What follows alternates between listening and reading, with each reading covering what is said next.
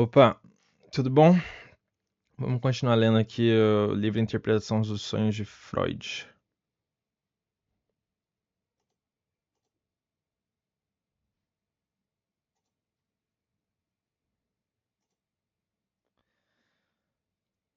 Capítulo 1, parte C, subparte 2, excitação sensorial interna, subjetiva, página 67. A despeito das objeções, devemos admitir que o papel das excitações sensoriais objetivas como instigadores do sonho durante o sono é incontestável. E, se, por sua natureza e frequência, esses estímulos parecem insuficientes para explicar todas as imagens do sonho, somos incentivados a procurar outras fontes do sonho que ajam de forma análoga.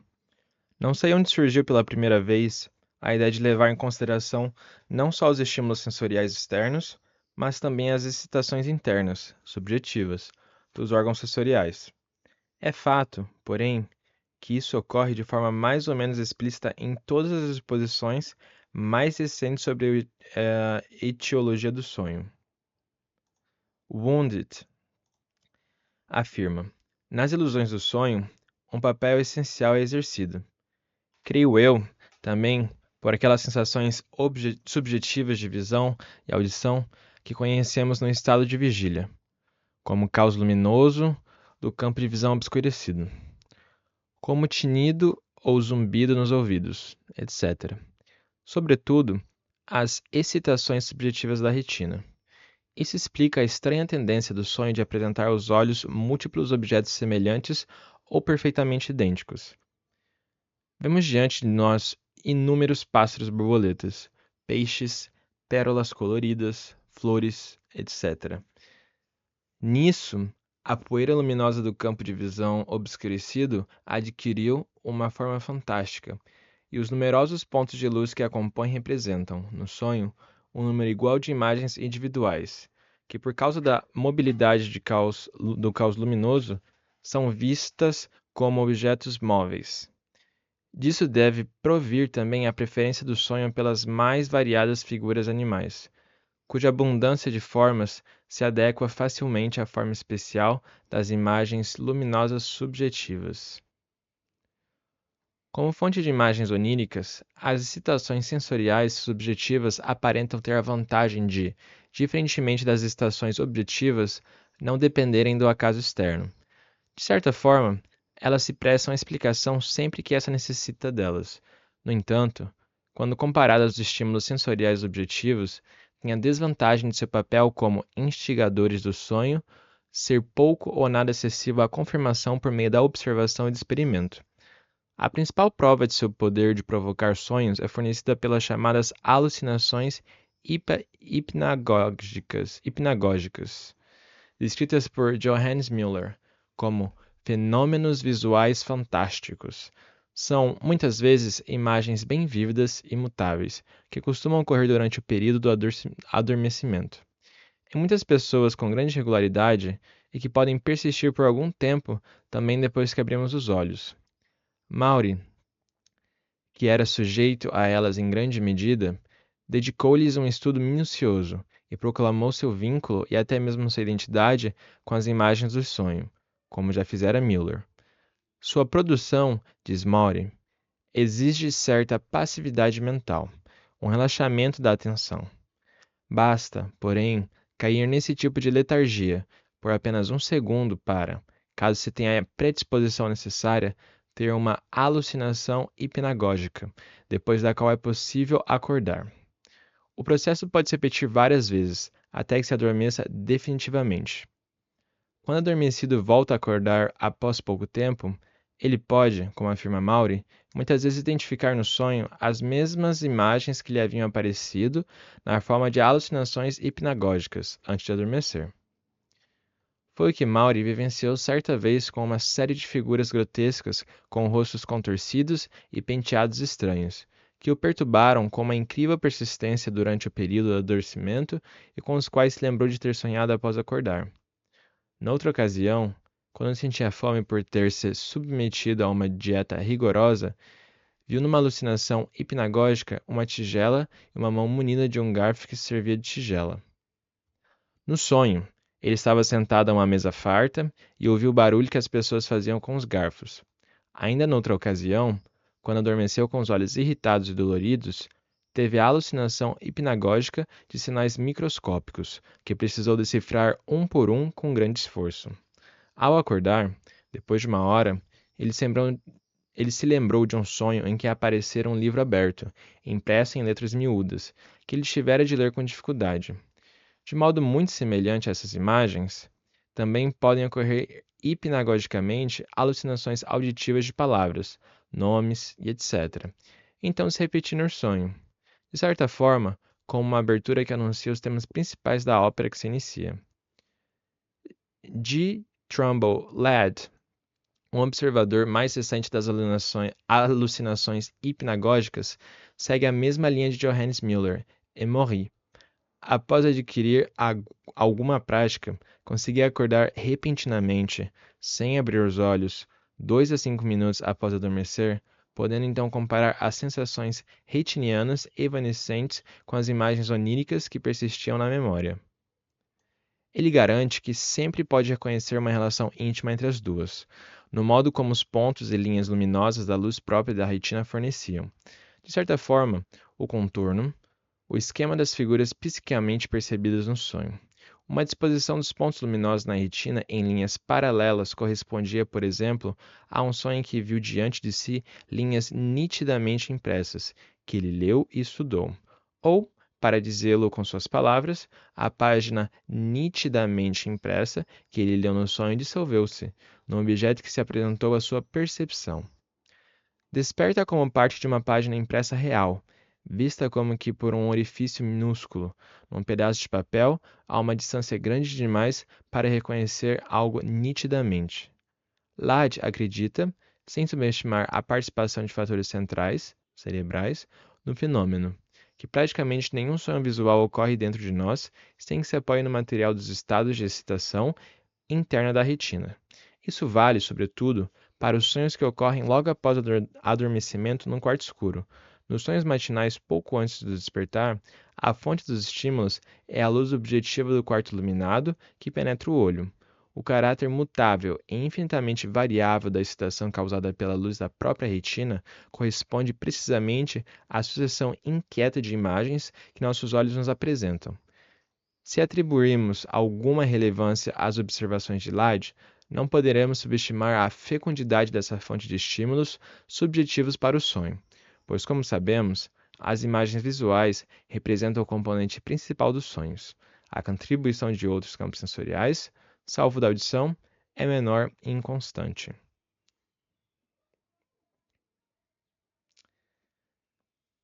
3. O estímulo somático interno, orgânico. Se buscamos as fontes do sonho dentro do organismo e não fora dele, precisamos lembrar de que quase todos os nossos órgãos internos, cuja existência passa praticamente despercebida em seu estado sadio, tornam-se em estado de excitação, como os chamamos, ou durante doenças, uma fonte de sensações que costumam ser desagradáveis, que precisam ser equiparadas aos agentes dos estímulos sensoriais ou penosos que nos chegam de fora. São experiências muito antigas que levam, por exemplo, Strumpel a declarar: durante o sono, a psique atinge uma consciência sensorial muito mais profunda e ampla de sua existência somática do que no estado de vigília, e é obrigada a receber e permitir o efeito de impressões de estímulos provenientes de partes e alterações do corpo das quais ela nada sabia no estado de vigília. Aristóteles já considerava perfeitamente possível que o sono chame a nossa atenção para o início de uma doença, da qual ainda nada percebemos no estado de vigília, graças ao efeito amplificador que o sonho tem sobre as impressões. E os autores médicos, cuja visão certamente os impedia de acreditar num profético do sonho, têm aceitado esse significado do sonho pelo menos quanto ao prenúncio de doenças.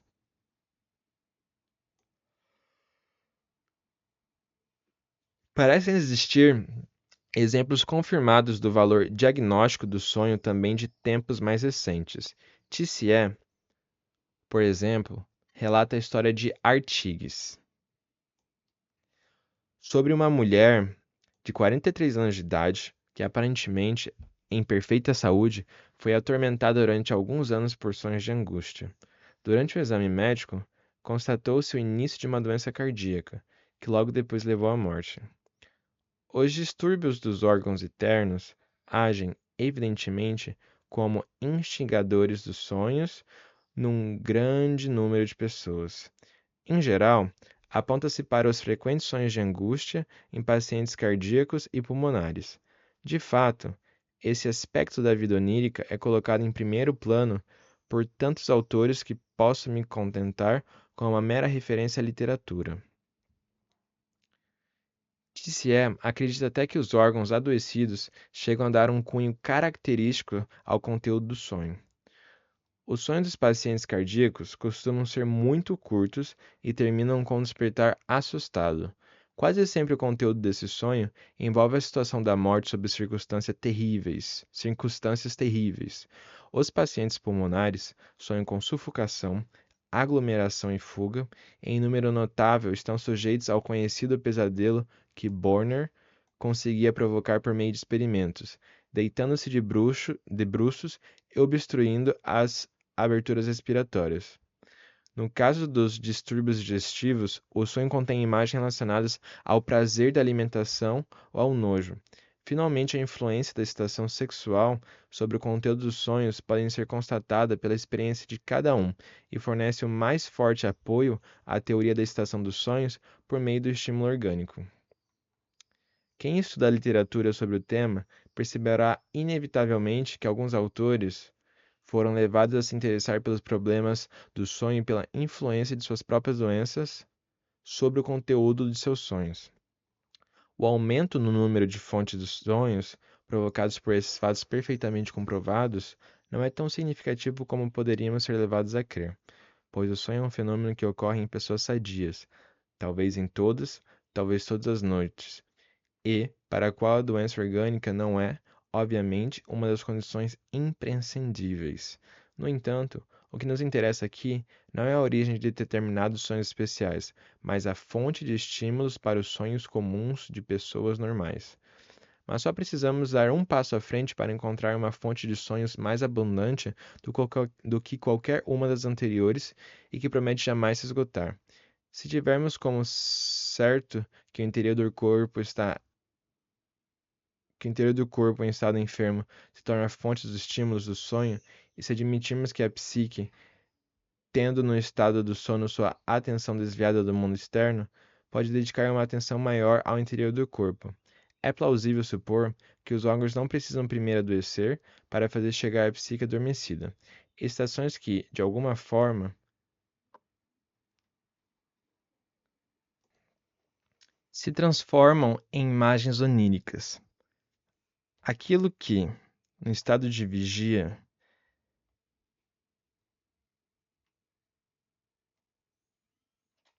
percebemos como a sensação geral, sinestesia, difusa em sua qualidade e para a qual, na opinião dos médicos, todos os sistemas orgânicos contribuem, resultaria à noite, alcançando efeito vigoroso e agindo por seus componentes, na fonte mais poderosa e, ao mesmo tempo, mais comum para a instigação de representações oníricas. Restaria, então, investigar as regras pelas quais os estímulos orgânicos se transformam em representações oníricas. Nisso, tocamos na teoria da origem dos sonhos, que se tornou a preferida dos autores médicos, a escuridão em que o núcleo do nosso ser, o moi splanchnick, ou eu splâncnico, como Tissier o chama, se esconde no nosso conhecimento, e a obscuridade da origem do sonho correspondem muito bem a uma à outra, para não serem relacionadas por eles. Além disso, a linha de pensamento que vê a sensação orgânica vegetativa como formadora de sonhos tem um atrativo adicional para os médicos, o de reunir etiologicamente sonho e distúrbio mental, que apresentam tanta coincidência em suas manifestações, pois enorme importância é atribuída na gênese das psicoses. As alterações senestéticas e ao estímulo oriundo dos órgãos internos. Não surpreende, portanto, que a teoria do estímulo somático remonte a vários autores de forma independente. Para vários autores, foi determinante a argumentação desenvolvida pelo filósofo Schopenhauer em 1851. A imagem do mundo nasce dentro de nós quando nosso intelecto molda as impressões vindas do exterior nas formas do tempo, do espaço e da causalidade. Os estímulos vindos do interior do organismo, do sistema nervoso simpático, exercem no máximo uma influência inconsciente sobre o nosso ânimo durante o dia. À noite, porém, quando cessa o efeito entorpecedor das impressões do dia, as impressões que emergem do interior conseguem atrair a nossa atenção, de modo semelhante ao murmúrio da fonte que ouvimos à noite, mas que o barulho do dia havia abafado por completo. Mas como deve o intelecto reagir a esses estímulos, se não exercendo a função que lhe é própria? Ele remodelará os estímulos em figuras que ocupam o tempo e espaço e que obedecem às leis da causalidade? E assim surge o sonho. Scherner e depois dele Volkelt tentaram então investigar em maior detalhe a relação entre estímulos somáticos e imagens oníricas, mas isso deixaremos para discussão na seção sobre as teorias do sonho. Numa investigação realizada com notável coerência, o psiquiatra Krauss derivou a gênese do sonho e também dos delírios, e das ideias delirantes do mesmo elemento, da sensação organicamente condicionada. É difícil imaginar alguma parte do organismo que não possa se transformar em ponto de partida de um sonho ou de uma imagem delirante. As sensações organicamente condicionadas podem ser divididas em dois grupos. As que constituem o ânimo geral, sinestesia. 2. As sensações específicas imanentes aos sistemas principais do organismo vegetativo, dentre as quais distinguimos 5 grupos: sensações musculares, pneumáticas, gástricas, sexuais e periféricas. Krauss supõe que o processo da formação de imagens oníricas com base em estímulos somáticos transcorre da seguinte forma: a sensação provocada desperta, segundo alguma lei de associação, uma representação relacionada e forma com ela uma estrutura orgânica, a qual, porém, a consciência não reage normalmente, pois não dá nenhuma atenção à sensação, antes a volta completamente para as representações que acompanham a sensação, razão pela qual esse estado das coisas pode ser mal entendido por tanto tempo. Krauss encontra uma expressão especial para esse processo: a transubstanciação das sensações em imagens oníricas. A influência dos estímulos somáticos orgânicos sobre a formação do sonho é aceita por quase todos hoje em dia, mas a pergunta referente à lei da relação entre os dois é respondida de formas bem diferentes, muitas vezes com declarações obscuras. Resulta então, com base na teoria do estímulo somático, o desafio especial da interpretação dos sonhos de relacionar o conteúdo de um sonho aos estímulos orgânicos que o provocam. E, se não aceitarmos as regras de interpretação encontradas por Scherner, nos veremos diante do fato embaraçoso de que a fonte do estímulo orgânico se revela unicamente por meio do conteúdo do sonho. A interpretação de diversas formas do sonho, consideradas típicas, mostrou-se, contudo, razoavelmente consensual, pois se repetem em muitas pessoas com conteúdo bem semelhante. São os conhecidos sonhos da queda de grandes alturas, da perda de dentes, do voo, ou da vergonha de estar despido ou mal vestido. Esse último provém supostamente da percepção da pessoa adormecida de ter lançado para longe o cobertor e agora se encontrar descoberta. O sonho da perda de dentes é atribuído ao estímulo dentário. Isso, porém, não se refere necessariamente a um estado de agitação patológica dos dentes. Segundo Strumpel, o sonho de voar é a imagem adequada usada pela psique para interpretar o estímulo produzido sob e desce dos lobos pulmonares quando a sensação cutânea do tórax já atingiu o nível de inconsistência. É esta última condição que transmite a sensação ligada à imagem de flutuar. A queda de uma altura será causada quando, após a perda da consciência da sensação da pressão cutânea, um braço cai e passa a pender do corpo, ou quando um joelho dobrado se estica bruscamente, provocando assim uma recuperação da consciência da sensação da pressão cutânea. A transição para o estado consciente se manifesta psiquicamente no sonho da queda. O ponto fraco dessas plausíveis tentativas de explicação é, evidentemente, que elas sem nenhuma justificativa fazem desaparecer ou se impor a percepção mental. Este ou aquele grupo de sensações orgânicas, até encontrarem a constelação mais favorável para a explicação, mais adiante teria a oportunidade de retornar à questão dos sonhos típicos de sua origem. M. Simon tentou, comparando uma série de sonhos semelhantes, deduzir algumas regras sobre a forma como os estímulos orgânicos determinam os sonhos resultantes. Segundo ele, quando o aparelho orgânico que normalmente participa da expressão de um afeto é, por alguma outra razão, qualquer durante o sono, levado ao estado de excitação que costuma ser provocado por aquele afeto, o sonho evocado contém imagens relacionadas àquele afeto. Outra regra diz que quando durante o sonho algum aparelho orgânico se encontra em estado de atividade, excitação ou perturbação, o sonho trará imagens relacionadas ao desempenho da função orgânica executada por aquele aparelho. Morley-Vold se deu ao trabalho de demonstrar experimentalmente, no âmbito específico, a influência sobre a produção de sonhos que é pressuposta pela teoria do estímulo orgânico.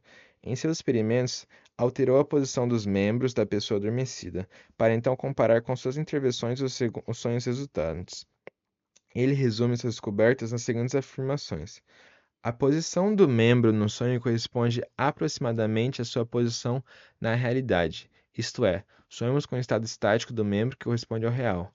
Quando sonhamos com o movimento de um membro, este sempre ocorre de tal forma que uma das posições pelas quais passa o movimento corresponde à posição real.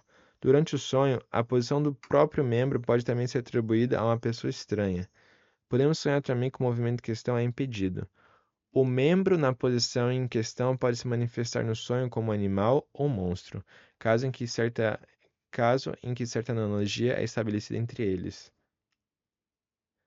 A posição de um membro pode provocar pensamentos nos sonhos que apresentam alguma relação com esse membro. Sonhamos, por exemplo, com números quando movimentamos os dedos. Eu concluiria, a partir desses resultados, que nem mesmo a teoria do estímulo orgânico consegue eliminar completamente a aparente liberdade na determinação das imagens oníricas a serem suscitadas.